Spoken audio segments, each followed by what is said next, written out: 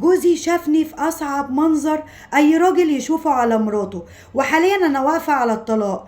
انا عارفه اني غلطت لكن ندمانه على اللي عملته، ويا ريت تسمعوا مشكلتي للنهايه وتقولوا لي اتصرف ازاي.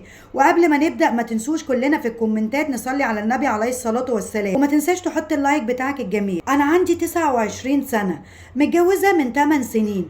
انا وجوزي اخدين بعض عن حب، كان بيحبني من زمان، كون نفسه واشتغل بدل الشغلانة 2 علشان نتجوز، والحمد لله ربنا كرمنا واتجوزنا. وبعد الجواز ربنا رزقني بولد زي القمر. كنت بعمل انا وجوزي المستحيل علشان اربيه كويس وما نحرمهوش من حاجة، بس الزمن صعب جدا لدرجة ان طلبت من جوزي كتير ان انزل اشتغل واساعده، بدل ما طافح الدم ليل نهار ومش بشوفه خالص. كان يجي ياكل اللقمة وينام زي القتيل، لكن مرضيش وقال لي ابننا لسه صغير وهيتمرمط وعايز مراعية. المهم جوزي كان شغال اخر اليوم على تاكسي، وفي يوم عمل حادثة كبيرة قوي، وكان يدخل من عملية لعملية، واستلفنا فلوس كتير قوي، وبعت شبكتي كلها وكل حاجة كانت معانا بعناها، وكنا مديونين كمان. المهم بعدها روحنا البيت، وكانت جوزي نفسيته وحشة جدا على اللي وصلنا ليه، غير انه ما كانش بيتحرك، كان عايز فترة علاج طبيعي على ما يقوم من تاني. وهو كان بيصرف عليا انا وابني، وبعديها محدش بقى بيصرف علينا خالص. طبعا ابتديت اهون عليه وقلت له ما تخافش، ربنا ما بينساش حد، وانا جنبك ومش هسيبك، بس لازم انزل اشتغل علشان تعرف تكمل علاج وتقف على رجلك تاني، وبعديها يا سيدي هبقى اقعد ومش هعمل حاجة تاني. وفين وفين وهو مضطر ان هو يوافق ان انزل اشتغل. وفعلا بعدها نزلت ودورت على شغل، واشتغلت عند واحدة ميك اب ارتست. اشتغلت عندها فترة لكن كنت بتأخر قوي عندها، وكنت بسيب جوزي وابني فترة كبيرة جدا لوحدهم، وبعدها سبتها واشتغلت في كذا مكان. كانوا حرفيا بيستعبدوني وكانوا بيذلوني على القرش، لحد ما لقيت واحدة بتقولي ايه رأيك لما تخدمي في البيوت، بتبقى فلوسها حلوة وبتشتغلي في الوقت اللي انت عايزاه. وسمعت كلامها وبقيت امسح سلالم وبيوت، وقلت مش مهم، اهو ساعة ولا ساعتين زمن وبروح. بس كنت بروح مهلوكة من الخدمة واقول مش مهم. جوزي عمره ما حرمني من حاجة وتعب علشاننا كتير، مش مهم لما اتعب علشانه شوية. وفي يوم كنت شغالة عند واحدة ولقيتها بتقولي ان ليها واحدة صاحبتها عايزاني اروح اخدم عندها. قلت لها وماله.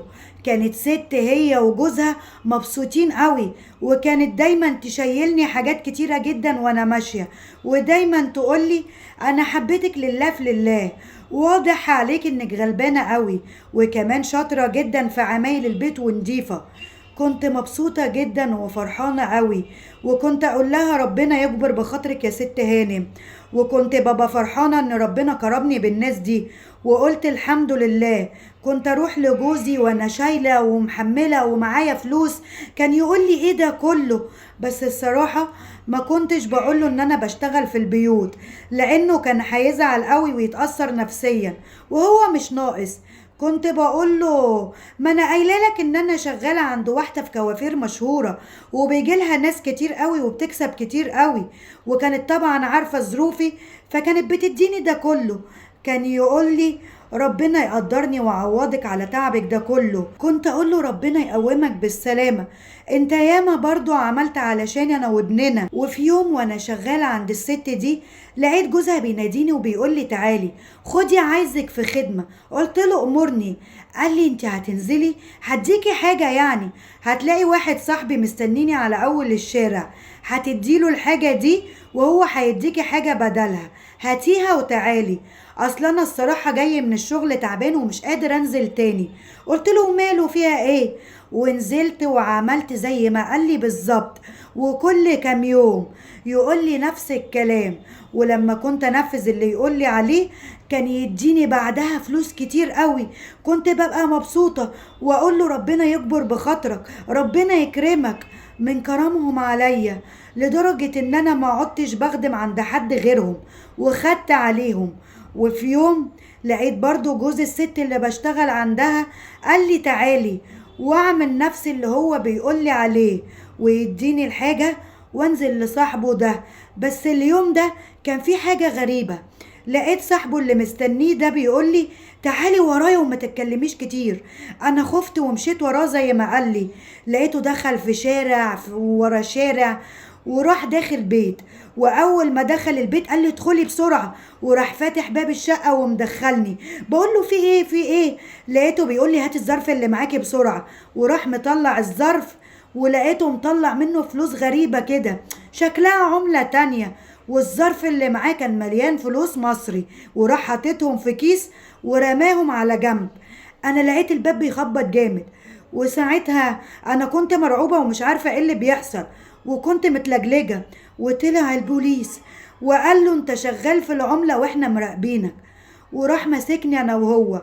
وهناك قالوا له مين البنت اللي معاك دي، هي كمان شغالة في العملة؟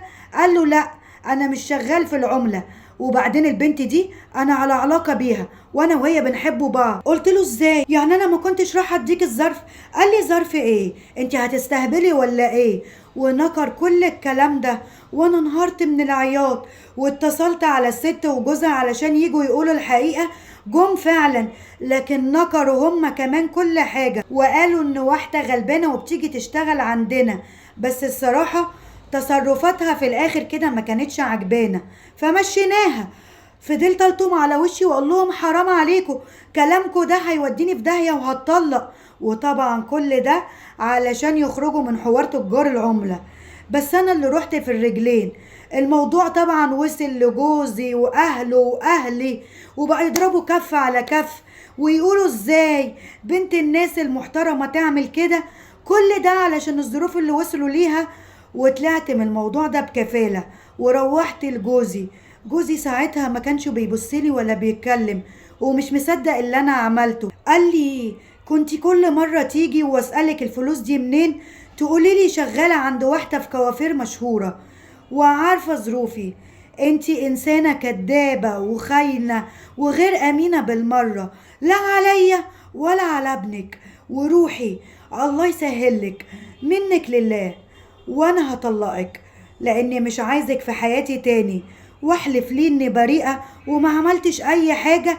مش مصدقني خالص لاني كدبت عليه وما عرفتوش ان انا شغالة في البيوت. انا فعلا غلطت في حاجة زي كده، وحسبي الله ونعم الوكيل من كل قلبي، ربنا المنتقم.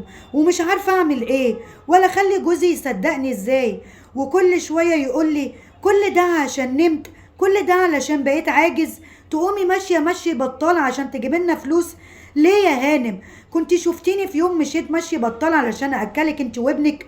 انا اللي غلطان.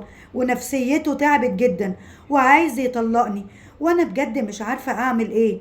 وبعتلكم مشكلتي، بالله عليكم تقولولي اعمل ايه واتصرف ازاي علشان جوزي يرجع لي تاني. خلصت مشكلتنا. لو عندك اي مشكلة وحابب تبعتها لنا ابعتها لي على رسائل الصفحة، واشوفكم على خير في حكاية جديدة وقصة جديدة في قصص وحكايات وردة احمد ان شاء الله. باي باي.